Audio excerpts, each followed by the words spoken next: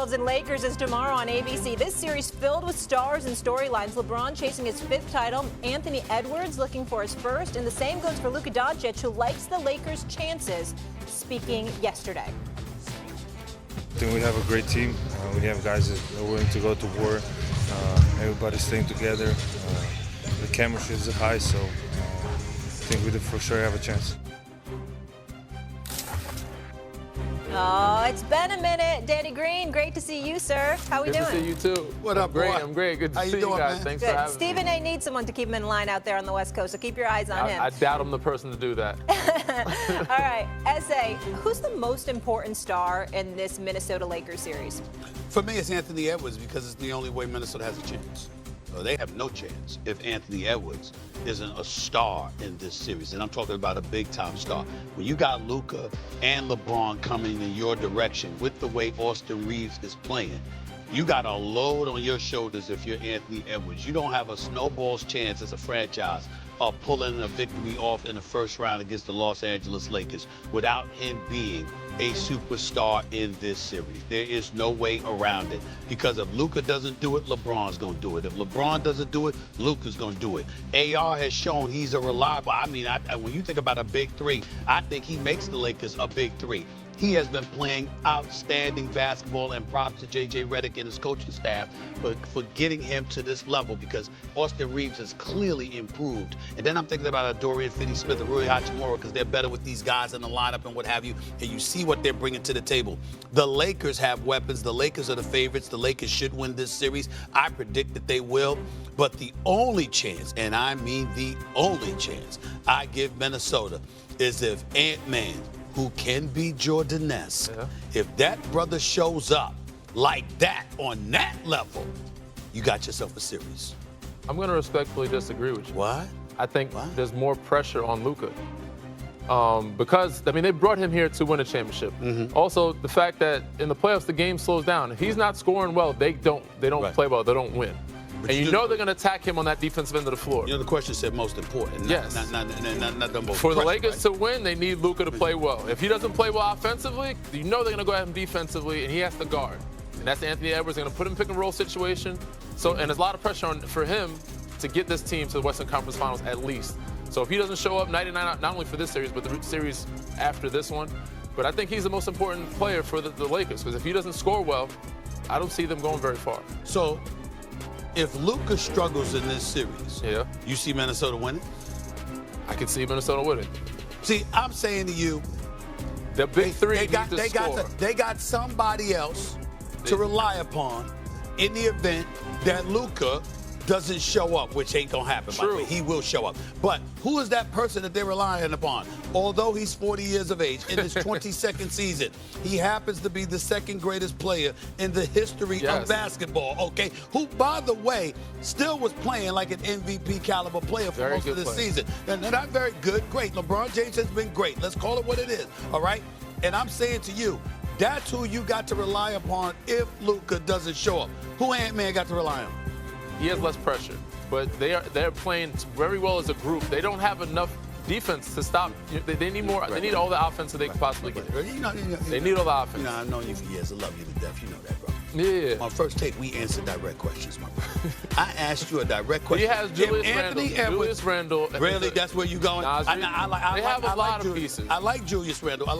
He's got to show up in the playoffs, but I miss him as a New York Knick. Nothing but love for him. Dante DiVincenzo, I miss you too, my brother. Wish y'all was still in New York City. They're playing well. Nas Reed, I like him. I like him a lot. But again, in terms of a reliable offensive piece to lean on, who do you have other than Ant-Man that you can pencil? I can pencil in LeBron James if Luka don't show up.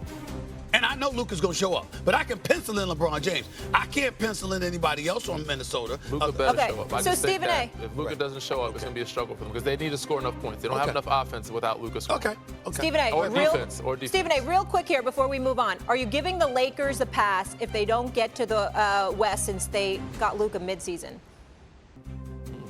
If they don't get where, Molly? Where? They don't win the West. If they don't win the West. No, I mean, it's not a matter of giving them a pass. I think OKC's better. So I would, most people would expect OKC to come out of the West, considering the kind of year they had, even though the Lakers have beaten them a couple times. And you look at OKC, these brothers are elite. Some young lions coming in your direction. Was the number 1 seed last year, number 1 seed this year, elevated their level of defense in terms of picking up Caruso and Hartenstein. I mean, when you got them brothers with Chet Holmgren and you got Shai Gilgeous-Alexander, my MVP, that brother is something to behold. I'm just saying, it's not a negative against the Lakers if they don't come out the West. I think if they lose to anybody else, it would be. But losing to OKC, no.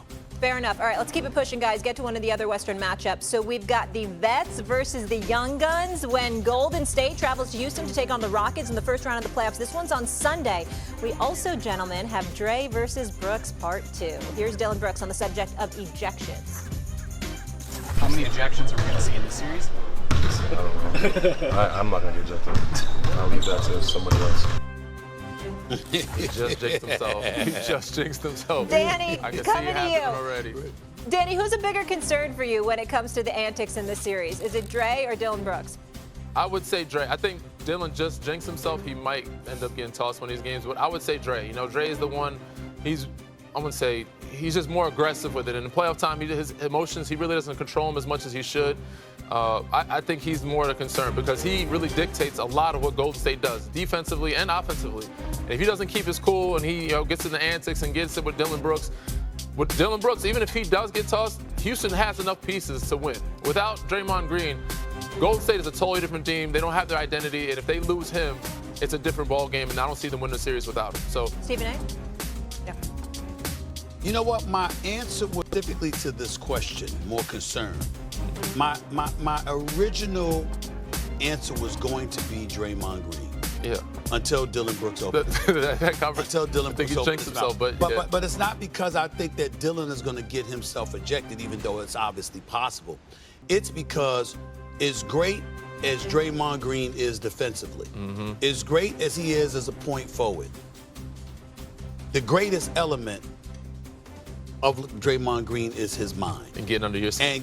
And Dillon Brooks basically challenged him when he said what he said. I'm not going to get ejected. I'm going to leave that to somebody else. We know who he was talking about.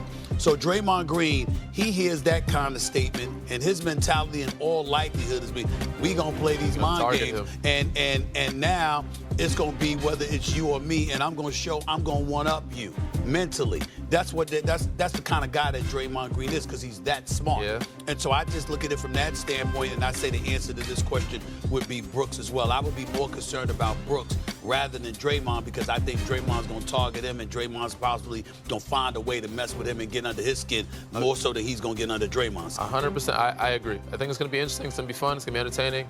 But I still think Dre is going to be the one to kind of lose his emotion. And not only that, let's throw this out. It's worth repeating this. Yeah. Draymond needs to watch